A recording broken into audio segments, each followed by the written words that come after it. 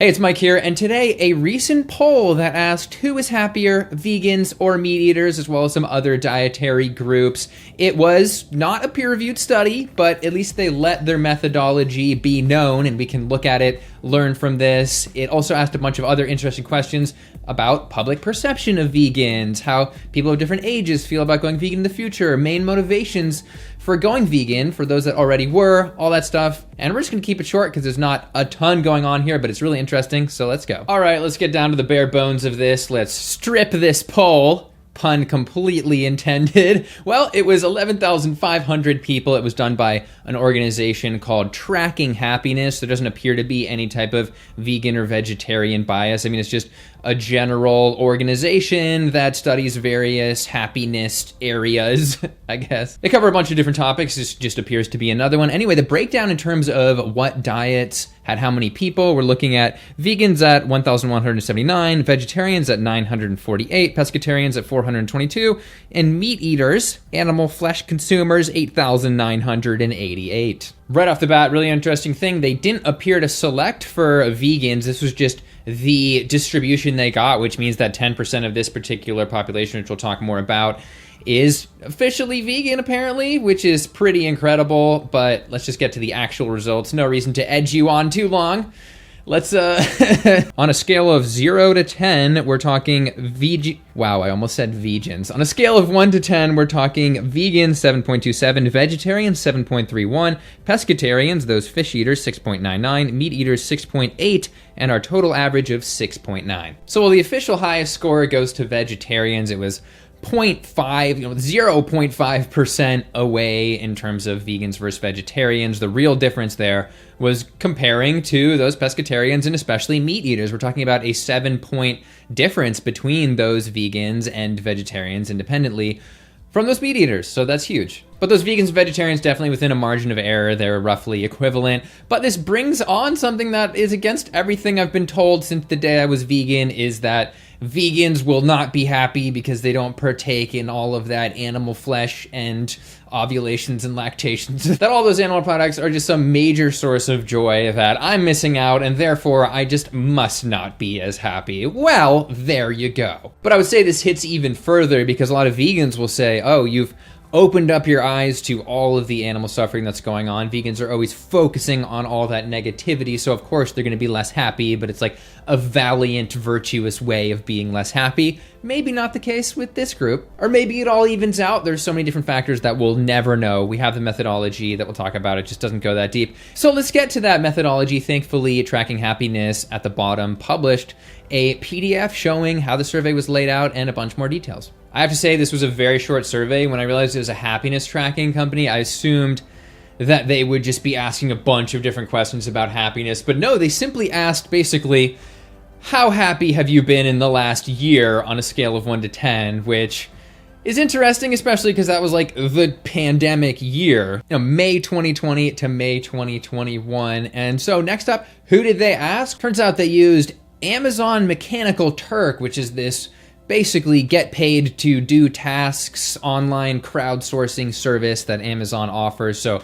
they're basically paying a bunch of people to do surveys or other services, but in this case, a survey. So by no means is this a randomly selected slice of the US population. We're just talking about 11,500 North Americans who get paid to answer questions or do tasks online. I think this creates an interesting group. One, we're talking about people who are very online and probably more tech savvy and probably a bit more progressive than your average slice of the population. Like, you're not probably getting many rural farmers in here.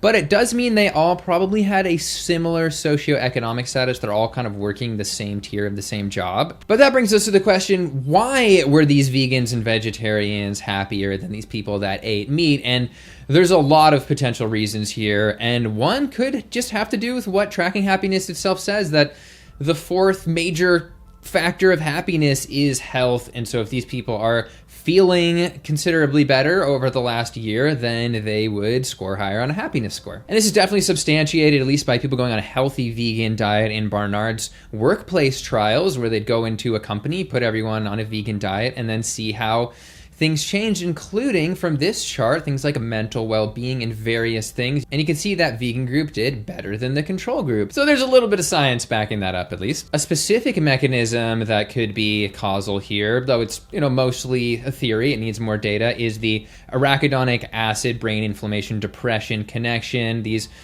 meats and other animal products are high in arachidonic acid, which is associated with inflammation, and that is also associated with, from this study, major depressive episodes. But then we get back to the other angle, the virtuous angle, that maybe it is because people aren't contributing to animal suffering as much, that they're able to just breathe a little bit easier. And yes, vegetarians are contributing to that, mass impregnation and baby removal from cows.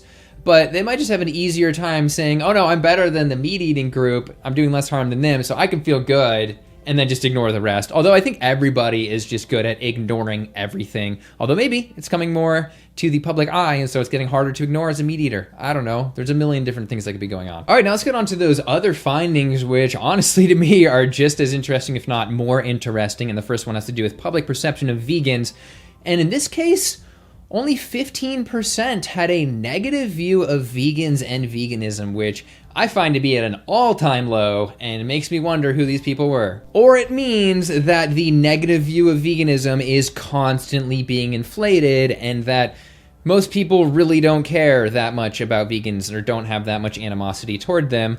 Who knows? Also, they did some interesting age analysis, and it turns out that older people are significantly less likely to say that they would go vegan in the future, possibly. It's not insanely different, but it's interesting to note we have a stepwise decrease as people get older in terms of how willing they are to go vegan. So we need to take all those old people, strap them in a chair with their eyelids taped open so they can see all the damage they did to the planet and that they need to eat differently so that they can fix it. Speaking of the environment, somehow though, the most shocking thing of this is that among the people that didn't eat meat, so vegans and vegetarians, the main motivator was environment? This is the first time I've ever seen this. I think maybe mixing the vegans and vegetarians have something to do with it, but also they put it as the first question, which I think could have skewed it, because for a lot of people, environment will be one motivator, and they might have just said, oh yeah, that's a motivator, not read the question thoroughly, and then just clicked it, and then went, oh, that question's done, I'm just gonna keep moving on. They also did something that I think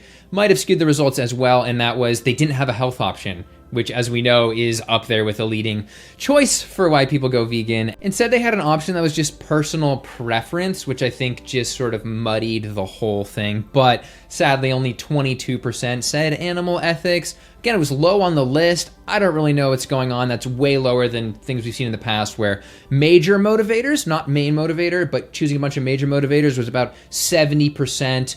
Animal ethics, 70% health, and then environment was lower, and that was maybe 5 years ago. I don't think things have changed that much. People definitely watch my environmental videos less than my other videos.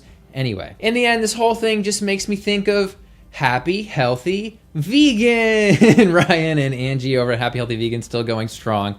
Love them.